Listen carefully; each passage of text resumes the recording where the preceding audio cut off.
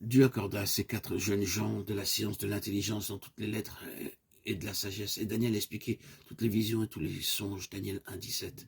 Ces 4 jeunes gens, Daniel, Shadrach, Meshach et Abed-Nego, étaient tous issus de la tribu de Juda.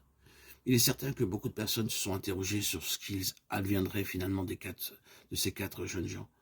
Lorsque le temps fixé fut écoulé, leur instruction était si remarquable qu'ils étaient en mesure de répondre à toute question. Dieu leur accorda l'habileté et la sagesse. Daniel reçut le discernement des rêves et des visions. C'est de cette manière que Dieu vous bénira également. Il vous accordera des dons selon votre vocation et le ministère que vous avez à accomplir. Par nous-mêmes, nous n'avons aucun droit de demander à Dieu de nous rendre semblables à un tel ou à un tel. En ce qui me concerne, je n'ai jamais eu le désir de devenir prédicateur, pas même dans mes rêves. Dieu m'a poussé dans le ministère. Lorsqu'on me demandait de prêcher, je répondais que je n'étais pas un orateur, ce qui n'a convaincu personne, de sorte que l'on me pressait de dire quelque chose. Lorsque le moment de parler arrivait, j'étais parfois tellement agité et nerveux que je tenais ma Bible à l'envers.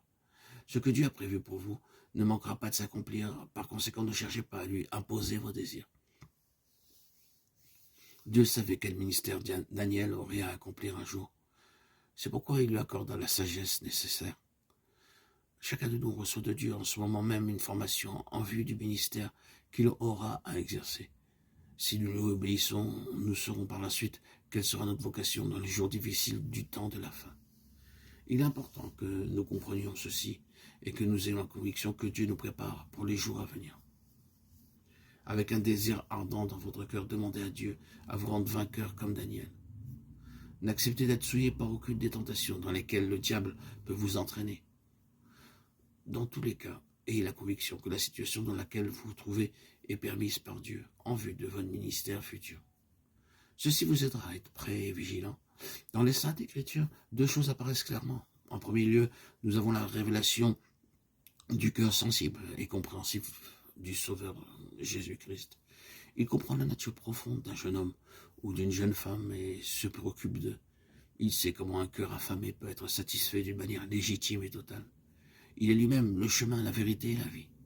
Dans la parole de Dieu, il est écrit à son sujet « Je suis venu afin qu'ils aient la vie et qu'ils l'aient plus abondamment ». En second lieu, nous l'apercevons avec un bras placé tendrement autour des épaules de la jeune personne à guider dans le bon chemin. Dans la partie suivante du récit, nous verrons que l'autre bras du Seigneur Jésus-Christ repose fermement sur l'épaule du Père, du Dieu éternel. Le livre de Daniel nous apprend comment nous pouvons devenir de vrais vainqueurs et nous montre comment Dieu a accordé la victoire en utilisant un petit groupe.